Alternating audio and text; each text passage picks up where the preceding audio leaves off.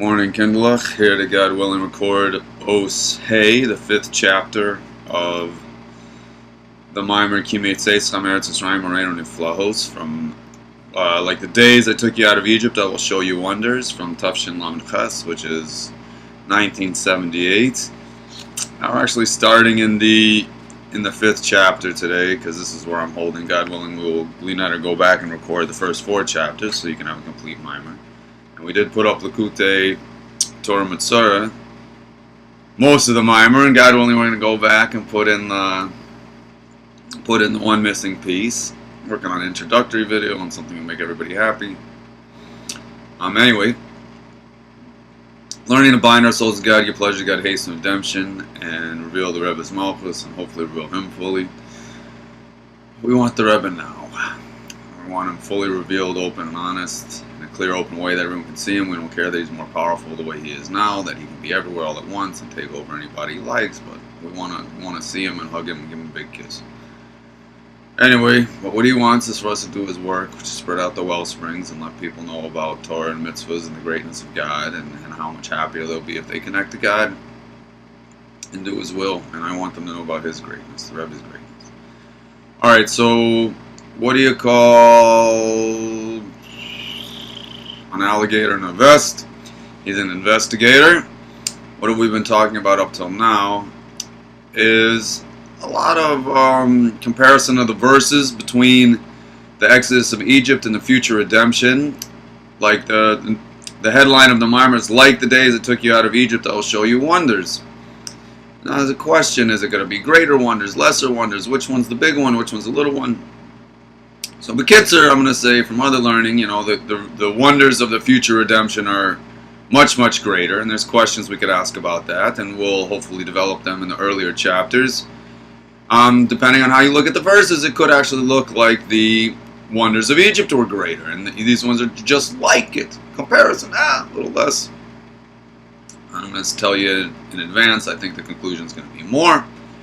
Also, we often say that the Exodus of Egypt is the Pesach scene, or the opening of the pipe for all future redemption, so everything that comes after has to do with that original source, original opening of the pipe. Since Pesach's coming up, I thought that was very appropriate, and we're all going out of our personal Egypt every day, higher and higher, closer to God, starting with the individual, most in-your-face Egypt of the body, getting it on track and overcome and moving in the right direction and doing what it needs to do, which is a tremendous gift. I mean, you can't have God's innermost essence without the body, and the greatest godliness is in the body, but sometimes in the morning, just to get her moving, at least for me, it takes, it's literally moving 100 pounds. Maybe a little more. Anyway, it is a little more. Anyways, let's try to get going and get the body under the Shibud of God with the Kabbalah Soul Malchus Shemayim moving in the right direction. And once the light starts to shine, the day gets easier and you get on track and you get the train pulling out of the station with some momentum at the right time. The day Blian Hara kind of goes pretty nice, takes care of itself, so to speak. Or whether it's, God forbid, an emotional Egypt or a psychological Egypt, God forbid depression, or a person really just sees the world as a physical place with all these limits, and that's what's real and nature's real, and again, have to put the uluf for shalom and see God. A person could be in a lot of types of Egypt. He has to know he's living in a supernatural world, pervaded by God. He's walking around in God's garden. There's a master to the palace, and everything is good and according to plan, and the fact that he can't figure out the plan shouldn't set him back. God's thoughts are not like his thoughts. The master is completely greater than the creation. Alright, so trying to get on track. So we say, and that's why we say in the Haggadah that going out of Egypt all the days of our life, in the plural there. We're constantly on a journey out of Egypt, out of Shabbos. On Shabbos it's a little easier. Shem makes it a little easier, B'lian Aaron. Then it's time to get back in the week and work. And that adjustment has been a struggle for me the last few weeks. Just to, get the armor back on and get going. Get going. Everyone should have success getting out their personal Egypt, go higher and higher, and have the true redemption today. Certainly before Pesach, when we go completely out of Egypt and Shem wipes out the clipper completely. And Pesach's so nice. Shem just knocks it all out for us. That's the best. Anyway, but we should get out of Egypt and have the Gula Kshem Lamita well before then. We should have the Rebbe Nizgala, and we should have everything we need. In the Maimer, it's a little bit long intro. We're comparing 2 types of miracles, which one type we're going to break into 3 types for a total of 4 types. One type is an open, obvious miracle. Nature busted in miracles. The sea split, the sun stopped. Undeniable miracles, whatever the ball, you dropped it, it didn't drop, whatever it was. Then there's miracles within nature, where nature doesn't have to break. And we broke that into 3 levels. Ones that's pretty obvious, you can't really miss it. Nature's just a thin veil, like Hanukkah and Purim. Ones that are a little more sunken in, but still pretty special, well beyond the normal. And I should have said by the first level, those are the ones we say Sha'as and Nisim on, which you see in the Siddur we say about Hanukkah and Purim. And I don't know if I could tell you the other miracles. I think the Rebbe mentioned earlier, if God forbid a wall fell on a person. Yeah, and he survived. It's a pretty open and obvious that that's a miracle. Then there's something that I guess I'm going to call it a little lower, like the things we say Birchas Gomelan. A guy gets out of prison, God forbid he's in prison, he overcomes a terrible disease, God forbid he has a terrible disease, she has, God forbid. God forbid, survives a sea journey, whatever it was. And they survived, but it's not, we don't say Shas and Nisim, we say Gomel on that. That's a little lower because it's obvious that it's an abnormal thing that occurred, but it's not so striking like Hanukkah and Purim. And then the lower level, the last level of all, is it's so sunken in the guy himself doesn't even know it. The only one who knows the miracle happens is Hashem. Whatever it might be. I don't know if this is the right example or not, but that's a cute joke. I haven't told this joke for a while. I don't know if we'll actually get any learning. You might have to hold with this joke. There's a guy, he's driving around, he's got a big interview in Manhattan. It's going to be 10 times more money than he used to make. It's going to change his whole life for his wife, his kids. He's planning on helping the Jewish people with the money and helping the world and bringing redemption. Educating the non-Jews and their mitzvahs also. We also have a mission to take care of the non-Jews and light up the world for them.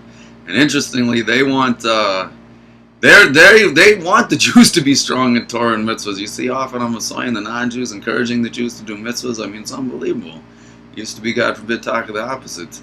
Anyway, at least here in Chesed of Medina, Medina Sheva Chesed, sorry, it's very often. The non-Jews are ready, they support Israel. I think they're ready for the temple for the most part. And we have the strong army, let's run them over and get this done. Let's take over the opposition and have it already. Anyway, we have to take care of everyone, light up the world for everyone, and it says when the world's filled with light and we're doing our jobs, they're going to want to do our work for us so that we'll be busy learning Torah and spreading more light. Imagine this. Unbelievable. So we have to take care of everyone. But anyway, as the joke goes, the guy's, he plans ahead, he gets everything set, his video, his PowerPoint, whatever it is, he leaves with plenty of time. But Manhattan. Can't find a parking space. So what does he do when he's driving around? He thinks in the beginning he's not so worried because he planned ahead, he's got some time. He's driving. Finally, he's getting close to the interview, and he's starting to get nervous. He's worried he's going to miss the interview. He can't find a spot. He's been driving for, whatever it is, an hour already. So he says, God, if you help me find a parking spot right now, I'll give 20% to charity. I'll double the normal giving, although many people give 20%, and it said, I don't know if they, actually I shouldn't say that. It said it's a mitzvah min hamuchar, it's the preferred way is to give 20%, a lot of laws of charity about when, where, and how, it's not the time. But, not the time now to get into all the details of those laws. So he says, but God willing someday we will. He says, I'll give 20% to charity, just help me out, get a parking space right now. Right as he concludes his statement, car pulls out right in front of him, perfect spot. What's he say? He says, God, never mind, I got it. So maybe this is an example of a person not recognizing his own miracle. It's a cute story, but maybe it illustrates. Once the car pulled out and he had the space he needed, he went back to thinking it was natural and he wanted to, God forbid, renege on his big claim. But more likely, God heard his prayer, was excited for the things he was saying, and made the miracle for him and had the guy pull out. Or, he gets the call from his wife at just the right time, or she gets a call from the husband at just the right time, and then they're not in the place where, God forbid, the terrible thing happened, or they are in the place where they need to be. This is the last level of a person not recognizing their own miracle. Alright, we have to hold here. I didn't get to say one word inside. Anyway, everyone should have a blessed day and do what they need to do. Stay on track, stay focused. No, I'm with them. I love them. God wants them to do well. God's got their back. He believes in them. He wants us out of gulls. Let's just take the next right move in the right direction. Moshiach now. Have a great day.